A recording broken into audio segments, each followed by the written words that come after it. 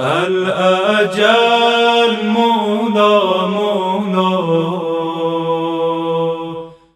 لا حول ولا قوة إلا بالله العلي العظيم. أعوذ بالله من الشيطان اللعين الرجيم. بسم الله الرحمن الرحيم. الحمد لله الذي هدانا لهذا وما كنا لنهتدي لولا أن هدانا الله. لقد جاءت رسل ربنا بالحق. ثم الصلاة والسلام على رسول الثقلين جد الحسن والحسين أبي القاسم محمد. اللهم صل على محمد وآل محمد وعجل فرجهم وعلى أهل بيته الطيبين الطاهرين المعصومين المظلومين ولعنة الله على أعدائهم أجمعين من الآن إلى قيام يوم الدين. أما بعد فقد قال الله تبارك وتعالى في كتابه المبين وهو أصدق الصادقين وقوله الحق. بسم الله الرحمن الرحيم. يا أيها الرسول بلغ ما أنزل إليك من ربك وإن لم تفعل فما بلغت رسالته والله يعصمك من الناس. اللهم صل على محمد وآل محمد وعجل فرجه. پروردگار عالم قرآن مجید میں اپنے حبیب خاص حضرت محمد مصطفیٰ صلی اللہ علیہ وآلہ وسلم کو حکم فرما رہا ہے، یا ایھا الرسول بلغ، اے میرے رسول اس بات کا آپ اعلان کر دیجئے کہ جس کا ہم تمہیں پہلے حکم دے چکے ہیں. وَإِن لَّمْ تَفْعَلْ فَمَا بَلَّغْتَ رِسَالَتَهُ، اور اگر وہ پیغام آپ نے نہ پہنچایا تو گویا کہ آپ نے کار رسالت انجام نہیں دیا. وَاللَّهُ يَعْصِمُكَ مِنَ النَّاسِ، اور اللہ آپ کو لوگوں کے شر سے بچائے گا. عزیزان گرامی، یہ آیت پیغمبر اسلام کو ایک حکم دے رہی ہے کہ میرے حبیب جس پیغام کو آپ کے اوپر پہلے نازل کیا جا چکا ہے، لوگوں کے سامنے اس کا اظہار کر دیجئے، اس کا اعلان کر دیجئے. اس آیت کے بارے میں تمام مفسرین متفق ہیں کہ یہ آیت مقام حجفہ کے نزدیک غدیر خم کے مقام پر نازل ہوئی. واقعہ کیا ہے؟ پیغمبر اسلام نے سن 10 ہجری میں حج کرنے کا ارادہ فرمایا اور اس کے ساتھ ساتھ اعلان کرا دیا، اور تمام مسلمان مکے میں جمع ہو گئے. آس پاس کے جتنے بھی قریے اور جتنے بھی قبیلے تھے سب مدینے میں جمع ہو گئے، اور پیغمبر اسلام سنیچر کے روز مدینے سے روانہ ہوئے اور منزل طے کرتے ہوئے اگلے ہفتے منگل کے روز پیغمبر اسلام اور آپ کا قافلہ مکے میں داخل ہوا. وہاں پر مناسک حج ادا کیے اور اس کے بعد آپ نے وہاں سے واپس مدینے کا ارادہ فرمایا، کوچ کیا. جب واپس مدینے کی طرف آ رہے تھے تو مقام غدیر خم پر پروردگار عالم کی جانب سے جبرائیل یہ آیت لے کر نازل ہوئے، اور تاریخ بتاتی ہے کہ اس وقت آپ کے ساتھ 90,000 سے لے کر، کسی نے 90,000 کی روایت لکھی ہے تو کسی نے 1,00,000 کا مجمع لوگوں کا لکھا ہے، تو کسی نے 1,14,000 تو کسی نے 1,24,000 اور اس سے زیادہ کی بھی روایتیں موجود ہیں. جب مقام غدیر خم پر یہ قافلہ رکا پہنچا تو یہ آیت نازل ہوئی اور پیغمبر اسلام نے تمام لوگوں کو رکنے کا حکم دیا. قافلہ چونکہ بہت بڑا تھا تو قافلے کا اگلا والا حصہ حجفہ کے قریب پہنچ چکا تھا. ایسے موقع پر پیغمبر اسلام نے آپ کو رکنے کا حکم دیا اور تمام لوگ جو آگے جا چکے تھے ان کو پیچھے بلایا گیا اور جو پیچھے رہ گئے تھے ان کا انتظار کیا گیا۔ تمام لوگ ایک مرکز پر اکٹھے ہو گئے، پھر آپ نے وہاں پر جھاڑو دینے کا حکم دیا کہ صفائی کی جائے، کانٹوں دار درخت کاٹے جائیں، صفائی کی گئی، جھاڑو لگائی گئی۔ پھر اس کے بعد آپ نے حکم فرمایا اذان کہی جائے، نماز کے لیے، نماز ظہر کے لیے اذان کی گئی اور آپ نے جماعت کے ساتھ نماز ادا فرمائی۔ نماز سے فارغ ہونے کے بعد آپ نے حکم دیا کہ منبر بنایا جائے، لہٰذا اس میدان میں اور ایسے موقع پر منبر کہاں سے آتا؟ لوگوں نے کہا یا رسول اللہ یہاں پر کیسے منبر کا انتظام کیا جا سکتا ہے؟ تو پیغمبر اسلام نے فرمایا یہ جو تمہارے اونٹوں کے اوپر کاٹھیاں ہیں، پالان ہیں، ان کو ایک دوسرے کے اوپر رکھو، منبر تیار ہو جائے گا۔ لہٰذا آپ نے منبر بنانے کا حکم دیا اور منبر بنانے کا طریقہ بھی بتا دیا۔ عجیب بات ہے کہ نہیں، پیغمبر اسلام کی زندگی میں جو لوگ منبر بنانا نہیں جانتے تھے، پیغمبر اسلام کی رحلت کے بعد صاحب منبر بنانے لگے۔ منبر بنایا گیا، پالانوں کا منبر بنایا گیا اور پیغمبر اسلام اس کے اوپر تشریف لے گئے۔ اس کے بعد پیغمبر اسلام نے ایک فصیح و بلیغ خطبہ ارشاد فرمایا جس میں پروردگار عالم کی ثنا اور حمد بیان کی، اور اس کے بعد لوگوں کو مخاطب کر کے فرمایا کہ اے لوگو، مجھے علیم و خبیر پروردگار عالم نے خبر دی ہے کہ ہمیشہ ایک نبی کی عمر گزشتہ نبی کی عمر سے آدھی ہوتی ہے۔ مجھے اللہ نے یہ پیغام پہنچایا ہے میری عمر کا اختتام ہونے والا ہے اور میں تم سے الوداع کہنے والا ہوں، میرا وقت قریب آ رہا ہے۔ اور اس کے بعد پیغمبر اسلام نے لوگوں کو مخاطب کر کے فرمایا کہ اے لوگو، پروردگار تم سے بھی اور مجھ سے بھی سوال کرے گا تو تم کیا جواب دو گے؟ تو لوگوں نے کہا یا رسول اللہ ہم جواب دیں گے کہ آپ نے تبلیغ رسالت میں اور ہمیں نصیحت کرنے میں بھرپور جد و جہد کی ہے، اللہ کو جزائے خیر عطا فرمائے۔ پھر پیغمبر اسلام نے ارشاد فرمایا کہ اے لوگو، کیا تم سن رہے ہو؟ لوگوں نے کہا ہاں یا رسول اللہ ہم سن رہے ہیں۔ پیغمبر اسلام نے اس کے بعد ارشاد فرمایا کہ اے لوگو، میں عنقریب تمہارے درمیان سے جانے والا ہوں اور میں دیکھنا یہ چاہتا ہوں کہ تم میرے بعد ثقلین کے ساتھ میری کیا رعایت کرو گے، یعنی میرے بعد ثقلین کے ساتھ کیسا برتاؤ کرو گے میری وجہ سے۔ تو کچھ لوگوں نے کہا یا رسول اللہ یہ ثقلین کیا ہے؟ تو آپ نے فرمایا ثقل اکبر قرآن مجید اللہ کی کتاب ہے جس کا ایک سرا اللہ کی جانب ہے اور دوسرا سرا تمہارے ہاتھوں میں ہے، تم اس کو تھامے رہو گے تو کبھی بھی گمراہ نہ ہوگے۔ اور دوسرا ثقل جس کو ثقل اصغر کہا جاتا ہے وہ میرے اہل بیت ہیں، ان دونوں سے جب تک تم متمسک رہو گے، جب تک ان دونوں کے دامن کو تھامے رہو گے تو کبھی بھی گمراہ نہیں ہوگے۔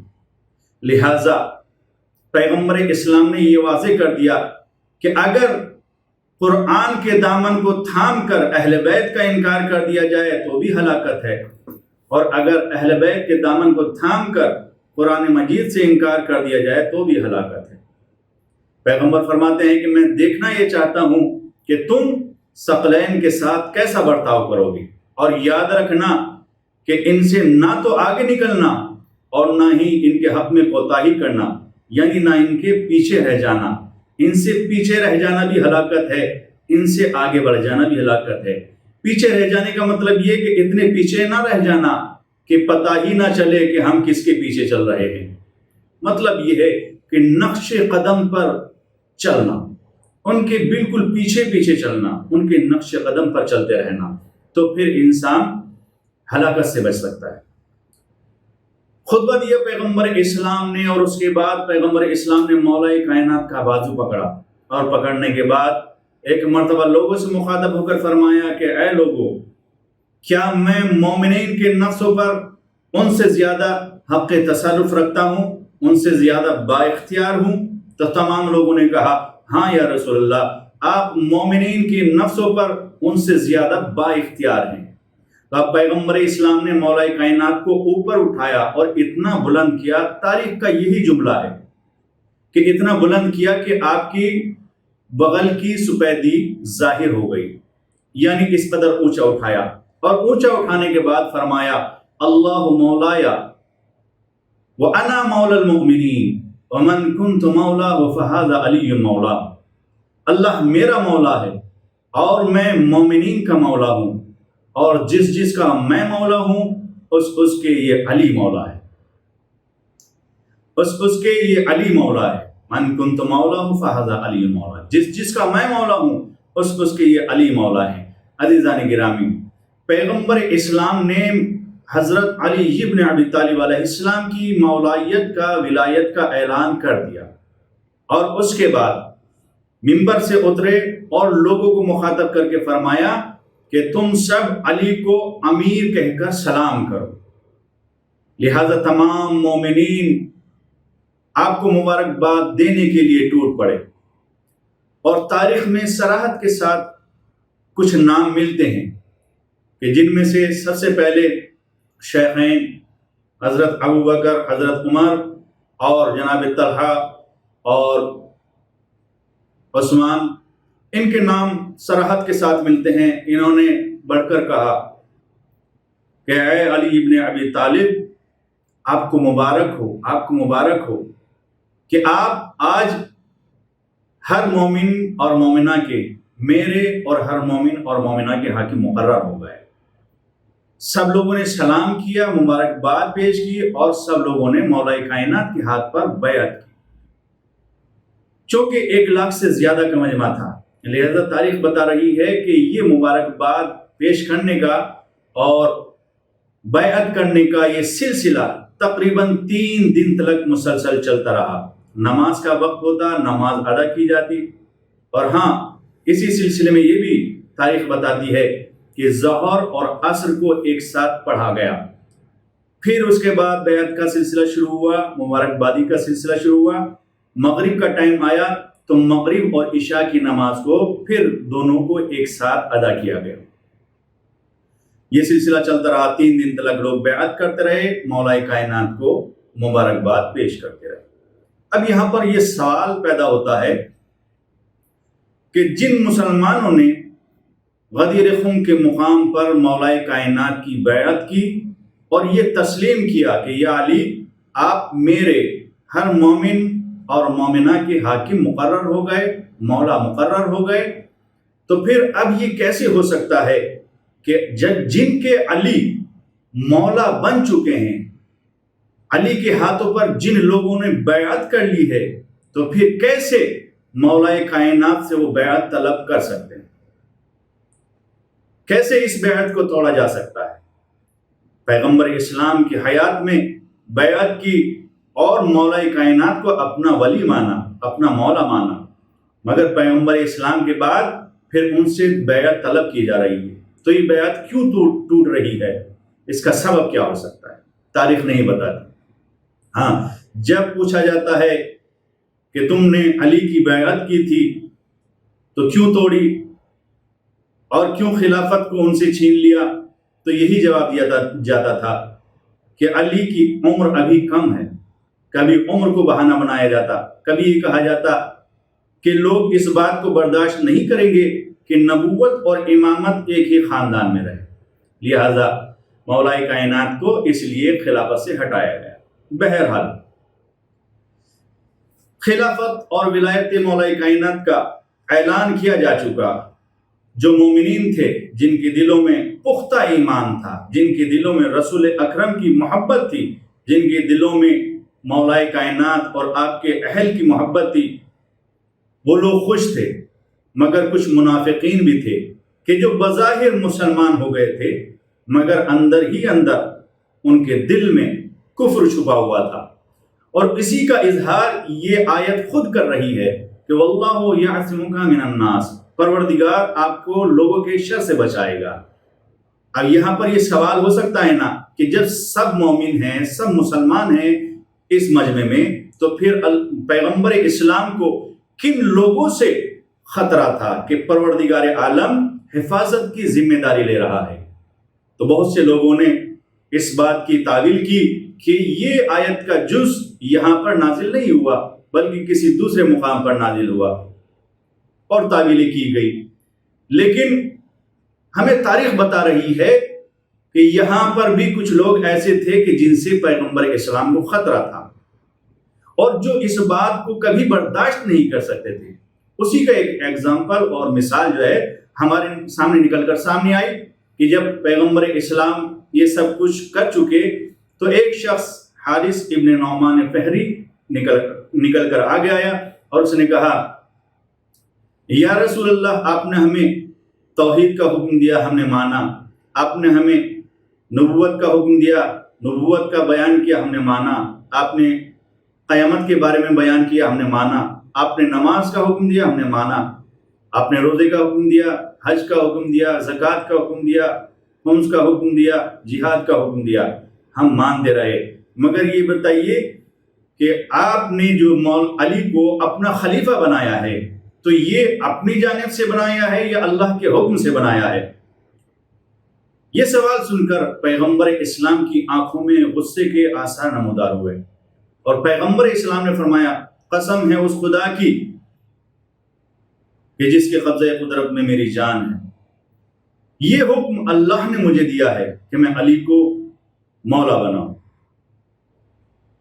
بس وہ شخص یہ کہتا ہوا وہاں سے چلا کہ اگر آپ نے اللہ کے حکم سے علی کو خلیفہ بنایا ہے، مولا بنایا ہے، تو اے اللہ آسمان سے مجھ پر پتھر نازل فرما یا دردناک عذاب نازل فرما۔ بس اس نے یہ بد دعا اپنے حق میں کی۔ ابھی وہ اپنے سواری کے پاس نہیں پہنچا تھا کہ اب تاریخ بتا رہی ہے کہ آسمان سے ایک پتھر گرا، اس کے سر پر آ کر لگا اور نیچے سے ہوتا ہوا نکل گیا۔ یعنی پہلا منکر ولایت علی وہیں پر ہلاک ہو گیا۔ اب یہاں سے یہ نتیجہ نکلتا ہے کہ پروردگار عالم کو یہ برداشت نہیں ہے کہ جس کی ولایت کا اعلان رسول کرے اور حکم پروردگار عالم دے تو کوئی اس سے انکار کرے۔ اگر کوئی اس سے انکار کرتا ہے تو پروردگار عالم اسے عذاب دے گا۔ تو جو یہاں پر مولائے کائنات کی ولایت کا انکار کر دے تو اللہ اس پر عذاب نازل کرے گا۔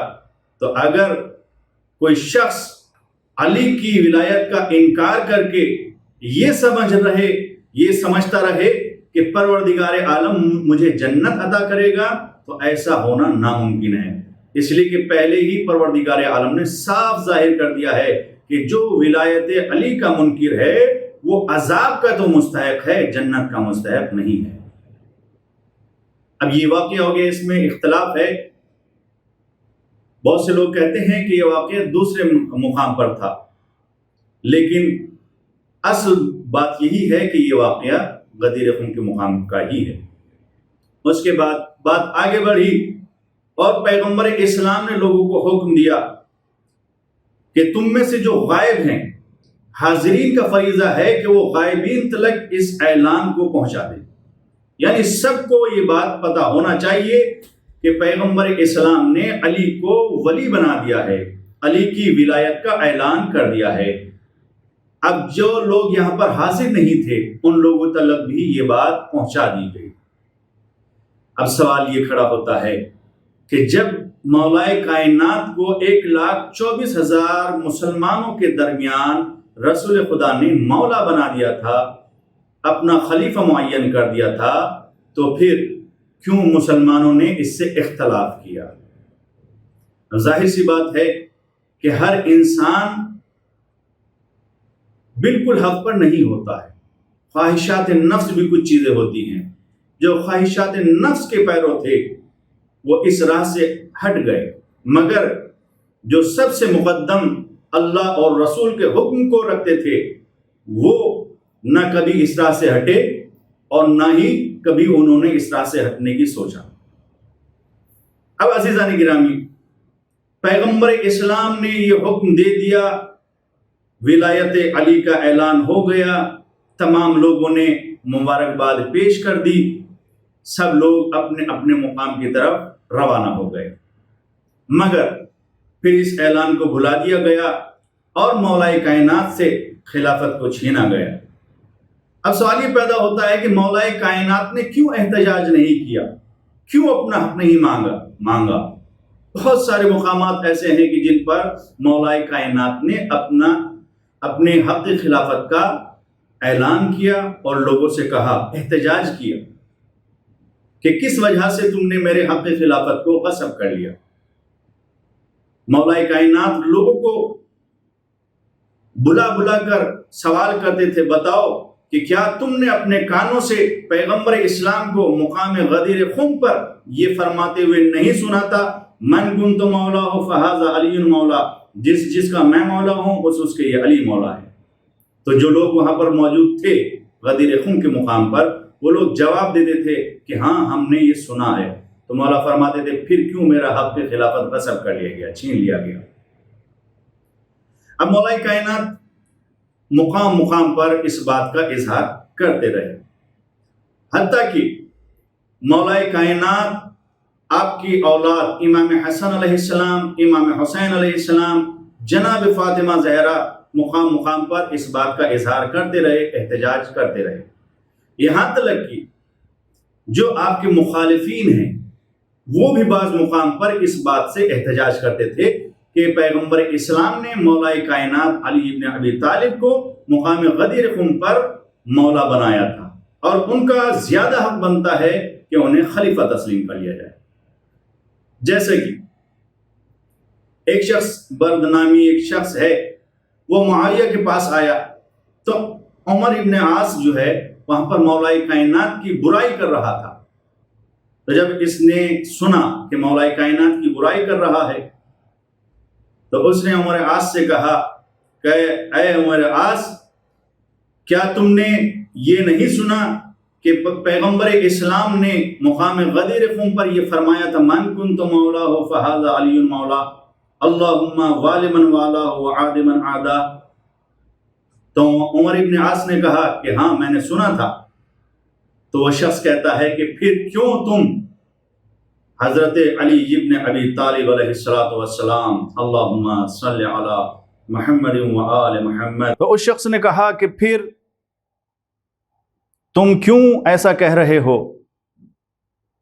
تو عمر ابن عاص نے کہا کہ علی نے عثمان کا قتل کر کے اپنے تمام فضائل ختم کر دیے ہیں۔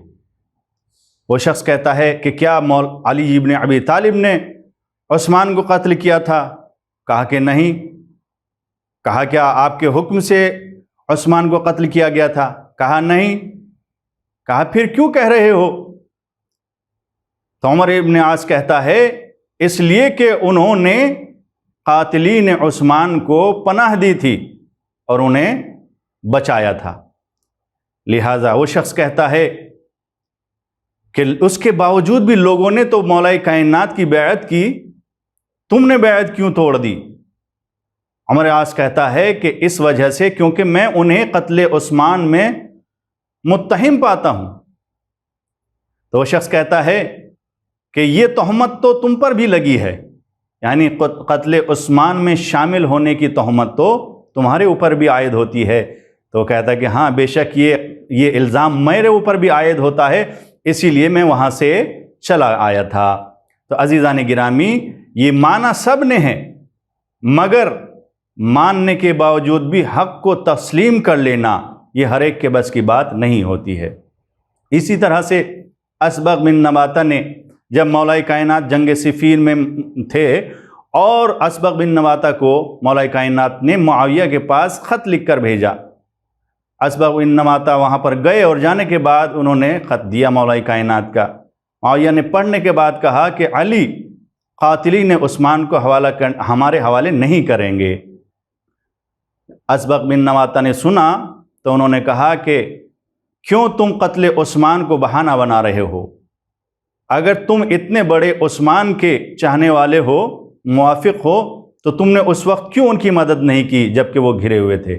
اصل بات یہ ہے کہ تم اپنی حکومت پانا چاہتے ہو قتل عثمان کا بہانہ لے کر۔ امیر شام بھڑکنے لگا تو پھر اسبغ بن نباتہ ابو ہریرہ کی طرف متوجہ ہوئے اور ان سے کہا کہ تمہیں خدا کی قسم دے کر میں سوال کرتا ہوں، کیا تم غدیر خم میں موجود تھے؟ تو اس نے کہا کہ ہاں میں غدیر خم میں موجود تھا۔ کہا کیا رسول خدا نے یہ نہیں فرمایا تھا من کنت مولاہ فہذا علی مولا ومن من کنت مولاہ فہذا علی مولا اللہم والی من والا ہو وعاد من عادا، جس کا میں مولا ہوں اس کے علی مولا ہیں، اور پروردگار جو اسے محبت کرے تو بھی اسے محبت رکھ، اور جو اس سے دشمنی رکھے تو بھی اس سے دشمنی رکھ۔ ابو ہریرہ نے کہا کہ ہاں میں نے سنا تھا، پیغمبر اسلام نے یہ فرمایا تھا۔ تو اسبغ بن نباتہ کہتے ہیں کہ اے ابو ہریرہ، تم نے علی کے دوستوں سے دشمنی کی ہے اور علی کے دشمنوں کے ساتھ مل گئے ہو۔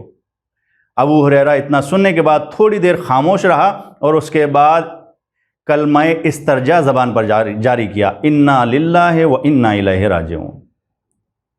عزیزان گرامی، یہ ہے وہ مقام کہ جسے دشمن بھی سمجھ رہے ہیں کہ مقام خلافت صرف اور صرف علی کا حق ہے۔ اب اس کے بعد سوال یہ پیدا ہوتا ہے کہ علی ابن ابی طالب کی ولایت ہمارے کیا کام آئے گی؟ عزیزان گرامی، علی کی ولایت کے بغیر کوئی شخص جنت میں داخل ہو ہی نہیں سکتا، کوئی شخص جنت میں نہیں داخل ہو سکتا، اور یہ آپ کی حدیث سے ظاہر ہے جو آپ نے مقام غدیر میں فرمائی تھی، من کنت مولا فہذا علی مولا اللہم والی من والا ہو وعاد من عادا، جو اسے دوست رکھے اے میرے معبود، اے میرے اللہ تو اسے دوست رکھ، اور جو اس سے دشمنی رکھے اے میرے معبود تو اس سے دشمنی رکھ۔ تو اگر کوئی انسان علی ابن ابی طالب سے دشمنی رکھے، ان کے حق کا انکار کرے، ان کی ولایت کا انکار کرے، تو اس کا صاف سا مطلب یہ ہے کہ پیغمبر اسلام کی حدیث کے مطابق اور آپ کی دعا کے مطابق پروردگار عالم اس سے دشمنی کرے گا، اور جس سے پروردگار عالم دشمنی رکھے تو کیا کوئی سوچ سکتا ہے کہ وہ جنت میں پہنچ جائے گا؟ ہرگز نہیں پہنچ سکتا۔ بس علی سے دشمنی اللہ سے دشمنی ہے، اور علی سے محبت اللہ سے محبت ہے۔ جس نے علی کے حق کا انکار کیا وہ اللہ کا دشمن بن گیا، اور جس نے ولایت علی کا اقرار کیا وہ اللہ کا دوست بن گیا۔ اس لیے حدیث میں وارد ہے کہ پیغمبر اسلام سے کسی نے سوال کیا کہ یا رسول اللہ، کیا جنت میں جانے کے لیے کوئی جواز ہے، کوئی ٹکٹ ہے؟ تو پیغمبر اسلام نے فرمایا ہاں۔ پوچھا گیا یا رسول اللہ کیا جواز ہے جنت میں جانے کے لیے؟ تو مولا کائنات نے فرمایا حب علی ابن ابی طالب، جنت میں جانے کا جواز، جنت میں جانے کا ٹکٹ علی ابن ابی طالب علیہ السلام کی محبت ہے۔ یعنی جس کے دل میں علی ابن ابی طالب علیہ السلام کی محبت ہے وہ جنت میں داخل ہوگا، اور جس کے دل میں علی ابن ابی طالب کی محبت نہیں ہے وہ جنت میں نہیں داخل ہو سکتا۔ اور بھی دوسری حدیث ہے کہ جب پیغمبر اسلام کے بہت سارے امتی پیغمبر اسلام کی خدمت میں آ رہے ہوں گے، جب کہ پیغمبر اسلام حوض کوثر پر ہوں گے اور امتی پیغمبر اسلام کی طرف بڑھتے چلے آ رہے ہوں گے، پیغمبر اسلام انہیں دیکھ رہے ہوں گے اور وہ پیغمبر اسلام کی طرف بڑھتے چلے آ رہے ہوں گے، مگر پیغمبر اسلام کی خدمت میں پہنچنے سے پہلے ان کے درمیان میں ایک پردہ حائل ہو جائے گا۔ اب وہ آگے نہیں بڑھ سکیں گے، پیغمبر اسلام کی خدمت میں نہیں پہنچ سکیں گے۔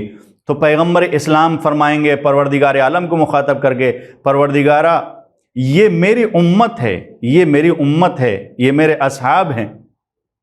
تو پروردگار عالم ارشاد فرمائے گا کہ تمہارے بعد یہ واپس الٹے پیروں پلٹ گئے تھے، واپس پلٹ گئے تھے۔ تو عزیزان گرامی، جو علی ابن ابی طالب کی ولایت کا انکار کر دے وہ ایسا ہے کہ گویا اس نے واپس الٹے پیر اپنے پرانے دین کی طرف رجوع کر لیا ہو۔ اس لیے اب پیغمبر اسلام کی خدمت میں حوض کوثر پر انہیں پہنچنے نہیں دیا جائے گا، متفقہ حدیث ہے۔ اس کے علاوہ ایک آیت ہے کہ جب حساب و کتاب ہو چکا ہوگا تو لوگ جنت کی طرف بڑھے چلے جا رہے ہوں گے، پھر پروردگار عالم فرشتوں حکم دے گا وقفوہم انہم مسئولون، انہوں روکو، ان سے ابھی ایک سوال کیا جانا باقی ہے، ان سے ابھی ایک سوال کیا جانا باقی ہے۔ جب یہ آیت نازل ہوئی تو لوگوں نے پیغمبر اسلام سے سوال کیا، یا رسول اللہ، وہ سوال کون سا ہوگا کہ جن کی وجہ سے لوگوں کو روکا جائے گا؟ وہ کون سا سوال ہوگا؟ تو پیغمبر اسلام نے ارشاد فرمایا، وقفوہم انہم مسئولون عن ولایت علی ابن ابی طالب، ان لوگوں سے روک کر سوال کیا جائے گا حضرت علی ابن ابی طالب علیہ السلام کی ولایت کے بارے میں۔ پس سب سے مہم، سب سے زیادہ اہمیت رکھنے والا اور سب سے آخری سوال جو مومنین سے کیا جائے گا، جس کے بعد جنت اور جہنم کا فیصلہ ہو جائے گا، وہ یہی ہے حضرت علی ابن ابی طالب علیہ السلام کی ولایت کا سوال کہ جس نے اس کا اقرار کیا ہوگا اسے جنت میں بھیج دیا جائے گا، اور جس نے اس کا انکار کیا ہوگا اسے جہنم کی طرف بھیج دیا جائے گا۔ عزیزان گرامی، اب یہ طے ہو چکا کہ مولا کائنات کی ولایت کے بغیر، مولا کائنات کی محبت کے بغیر کوئی شخص جنت میں داخل نہیں ہو سکتا، اور جس کے دل میں بغض حضرت علی ابن ابی طالب ہے، جو ولایت علی ابن ابی طالب کا منکر ہے، وہ جنت میں کسی بھی طرح سے داخل نہیں ہو سکتا۔ تو ہماری کوشش ہونی چاہیے کہ ہم حضرت علی ابن ابی طالب کی ولایت کا اقرار کریں، ان کی امامت کا اقرار کریں، ان کی خلافت بلا فصل کا اقرار کریں۔ اور عزیزان گرامی، مولا کائنات حضرت علی ابن ابی طالب علیہ السلام کی ذات والا صفات وہ ہے کہ حضرت علی ابن ابی طالب جس قدر پیغمبر اسلام آپ سے محبت کرتے تھے، اس کے بارے میں کسی سے بالکل بھی چھپا ہوا نہیں ہے۔ پیغمبر اسلام نے نہ صرف یہ کہ مقام غدیر خم پر حضرت علی ابن ابی طالب کی ولایت کا اعلان کیا ہو اور آپ کی خلافت کا اعلان کیا ہو، بلکہ آپ نے سب سے پہلی دعوت، جسے دعوت ذوالعشیرہ کہا جاتا ہے، اس میں بھی مولا کائنات کی خلافت کا اعلان کیا تھا۔ جب پیغمبر اسلام نے یہ کہا تھا کہ میں تمہاری طرف اللہ کی جانب سے ایک پیغام لے کر آیا ہوں، اب تم یہ بتاؤ کہ تم میں سے کون میرا مددگار بنے گا اور کون میرا ساتھ دے گا اس پیغام کو پھیلانے میں، تو سب خاموش رہے تھے۔ حضرت علی ابن ابی طالب، اس کے باوجود بھی کہ آپ کم سن تھے، صرف 10 سال کی عمر تھی آپ کی، مگر اس کے باوجود بھی آپ نے کہا تھا، یا رسول اللہ، میں آپ کی مدد کرنے کے لیے تیار ہوں۔ تو پیغمبر اسلام نے فرمایا تھا کہ یاد رکھو، یہ علی میرا بھائی بھی ہے، میرا خلیفہ بھی ہے، میرا وزیر بھی ہے۔ اور اسی وجہ سے دوسرے لوگوں نے حضرت علی ابن ابی طالب کے والد گرامی کو یہ کہہ کر طعنہ دیا تھا کہ اے ابو طالب، اب تم اپنے بیٹی کی بھی اطاعت کرنا۔ تو اس سے ظاہر ہوتا ہے کہ مولا کائنات کی ولایت کا غدیر خم کے علاوہ بھی پیغمبر اسلام نے اعلان کیا تھا۔ پہلا واقعہ یہ تھا دعوت ذوالعشیرہ کا، اور اسی لیے آیہ بلغ کہ جو مقام غدیر خم پر نازل ہوئی تھی، اس میں پروردگار عالم نے اپنے رسول کو یہ کہہ کر مخاطب کیا تھا، اے رسول، اس بات کا اعلان کر دیجئے جس کا ہم تمہیں پہلے ہی حکم دے چکے ہیں۔ یعنی پیغمبر اسلام کو حضرت علی ابن ابی طالب کی ولایت اور خلافت کا اللہ نے پہلے ہی حکم دے رکھا تھا، مگر ابھی اس کا اعلان صریحی طور پر نہیں ہوا تھا۔ اور جیسے کہ انما ولیکم اللہ ورسولہ والذین آمنوا الذین یقیمون الصلاۃ ویؤتون الزکاۃ وہم راکعون، کہ اللہ تمہارا ولی ہے اور اس کا رسول تمہارا ولی ہے، اور وہ کہ جو ایمان لائے، نماز قائم کرتے ہیں اور حالت رکوع میں زکوٰۃ دیتے ہیں۔ تو اس سے بھی حضرت علی ابن ابی طالب کی ولایت کا اعلان ہو جاتا ہے، مگر نام اس میں ظاہر نہیں ہے۔ لہٰذا لوگ سوال کرتے تھے پیغمبر اسلام سے کہ یہ ولی کون ہے؟ تو پیغمبر اسلام جواب دیتے تھے کہ علی ابن ابی طالب۔ اس کے علاوہ قل اطیعوا اللہ واطیعوا الرسول واولی الامر منکم، اللہ کی اطاعت کرو، رسول کی اطاعت کرو اور اولی الامر کی اطاعت کرو۔ تو یہاں پر بھی لوگ سوال کرتے تھے کہ اولی الامر کون ہیں جن کی ہم اطاعت کریں؟ پیغمبر اسلام بتاتے تھے کہ حضرت علی ابن ابی طالب اور ان کے بعد ان کے اولاد۔ تو اسی طرح سے پیغمبر اسلام بتاتے رہتے تھے، مگر لوگ سوال کرتے رہتے تھے۔ خلاصے کے طور پر پروردگار عالم نے کہا کہ اب ایک ایسے مجمع میں کہ جہاں پر زیادہ سے زیادہ مسلمان ہو، وہاں پر علی ابن ابی طالب کی ولایت کا اعلان کر دو تاکہ کسی کو شک اور شبہ کی گنجائش نہ رہے۔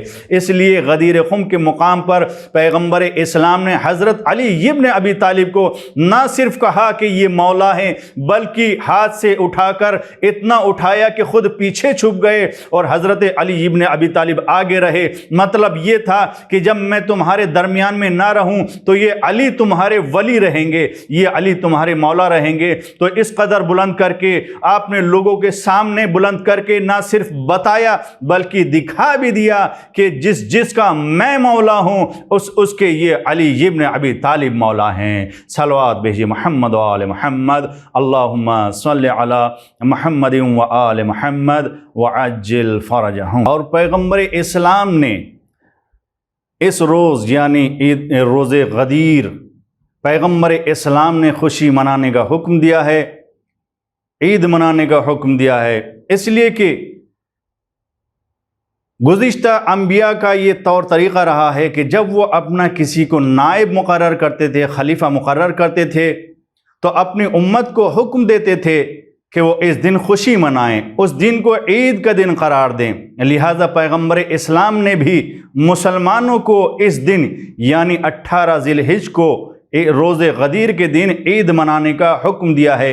اور ایسا نہیں ہے کہ یہ عید صرف شیعوں سے مخصوص ہے، بلکہ یہ تو تمام مسلمانوں کی عید ہونی چاہیے، اس لیے کہ اس کا حکم دینے والا پروردگار عالم ہے اور مولا کائنات کو خلیفہ بنانے والا تمام مسلمانوں کا رسول حضرت محمد مصطفیٰ صلی اللہ علیہ وآلہ وسلم ہیں، اور جس کو خلیفہ اور ولی بنایا جا رہا ہے وہ حضرت علی ابن ابی طالب ہیں۔ اگرچہ شیعوں کے پہلے خلیفہ ہیں مگر باقی تمام مسلمانوں کے چوتھے خلیفہ تو کم سے کم ہیں۔ لہٰذا اس موقع پر تمام مسلمانوں کو خوشی کا اظہار کرنا چاہیے۔ یہ تمام شیعہ مل کر اس پر خوشی کا اظہار کرتے ہیں۔ اور جب پیغمبر اسلام سے سوال کیا گیا تھا، یا رسول اللہ، عیدین اور جمعہ کے علاوہ بھی کیا کوئی اور عید ہے؟ تو پیغمبر اسلام نے فرمایا تھا، ہاں، ان سے بھی بڑی ایک عید ہے، اور وہ دن ہے کہ جب مقام غدیر پر علی کی ولایت کا اعلان کیا گیا تھا۔ لہٰذا پیغمبر اسلام نے بھی فرمایا ہے اور اماموں نے بھی فرمایا ہے۔ امام جعفر صادق علیہ السلام سے کسی نے سوال کیا کہ یہ جمعہ اور عیدین کے بارے میں تو ہم جانتے ہیں کہ یہ عید ہے، مگر کیا ان کے علاوہ بھی کوئی عید ہے؟ تو امام علیہ السلام فرماتے تھے کہ ان سے بڑھ کر ایک عید ہے جو عید اکبر ہے، اور وہ دن ہے 18 ذی الحجہ یعنی غدیر خم کے مقام پر جب پیغمبر اسلام نے حضرت علی ابن ابی طالب کی ولایت کا اعلان کیا تھا۔ تو یہ عید کا دن ہے اور عید اکبر ہے، لہٰذا اسے منانا چاہیے، عید کے طور پر منانا چاہیے، اس میں خوشیاں منانی چاہیے، اور تمام شیعہ اس میں خوشیاں مناتے ہیں۔ اور اس کے علاوہ اس میں کچھ اعمال بھی بتائے گئے ہیں جن اعمال کو انجام دینا چاہیے۔ نماز بھی بتائی گئی ہے، تسبیحات بھی بتائے گئے ہیں، اور اس کے علاوہ روزے کا بھی حکم دیا گیا ہے۔ اور عید غدیر کے دن ایک روزہ امام علیہ السلام نے، چھٹے امام علیہ السلام نے فرمایا تھا کہ اس دن کا ایک روزہ 60 مہینوں کے روزوں سے بہتر ہے، اور دوسری روایت میں فرمایا تھا کہ 100 حج اور 100 عمروں کے برابر ہے۔ لہٰذا اس دن روزہ رکھنے کی بڑی تاکید کی گئی ہے، بہت زیادہ ثواب ہے، اور اس دن خوشیاں منانی چاہیے، ایک دوسرے کے گلے ملنا چاہیے، نئے کپڑے پہننے چاہیے، ایک دوسرے کو کھانا کھلانا چاہیے۔ کھانا کھلانے کا بھی بہت زیادہ ثواب بیان کیا گیا ہے۔ اگر کوئی انسان کسی انسان کو کھانا کھلاتا ہے اس غدیر کے موقع پر، تو نہ صرف یہ کہ اس نے ایک مومن کو کھانا کھلایا، بلکہ اس کا ثواب اس قدر زیادہ ہے کہ جیسے اس نے لاکھوں انبیاء کو کھانا کھلایا۔ عزیزان گرامی، لہٰذا اس موقع پر ہمیں بہت زیادہ خوشیاں منانا چاہیے، اس لیے کہ یہ وہ مقام ہے، یہ وہ دن ہے کہ جب ہمیں اللہ کی جانب سے مولا ملا، رسول کو خلیفہ ملا، ہمیں مولا ملا۔ صلوات بھیجے محمد و آل محمد، اللہم صلی علی محمد و آل محمد وعجل فرجہم۔ اسی کے ساتھ ساتھ پروردگار عالم کی بارگاہ میں دعا گو ہیں، پروردگارہ تجھے واسطہ ہے حضرت رسول خدا صلی اللہ علیہ وآلہ وسلم کی ذات مبارک کا، تجھے واسطہ ہے تیرے اسماء مبارک کا، پروردگار جتنی بھی مومنین اس دنیا میں پریشان حال ہیں ان کی پریشانیوں کو دور فرما، جتنے بھی مومنین اور مومنات بیمار ہیں ان کو شفائے کلی عطا فرما، جو بے روزگار ہیں ان کو روزگار عطا فرما۔ پروردگارہ تیری بارگاہ میں سب سے بڑھ کر دعا یہ ہے کہ ہمیں ولایت علی ابن ابی طالب کے راستے پر گامزن رکھ۔ پروردگارہ تجھے واسطہ ہے حضرت رسول اکرم صلی اللہ علیہ وآلہ وسلم اور ان کی آل پاک کا کہ ہم جب تک زندہ رہیں اسی راستے پر زندہ رہیں اور جب ہمارا خاتمہ ہو تو اسی راہ پر ہو۔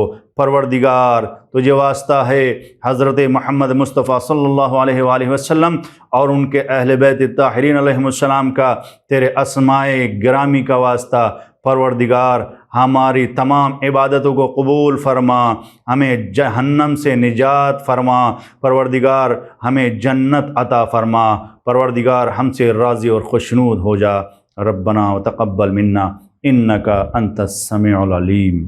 اللهم صل على محمد وآل محمد وعجل فرجهم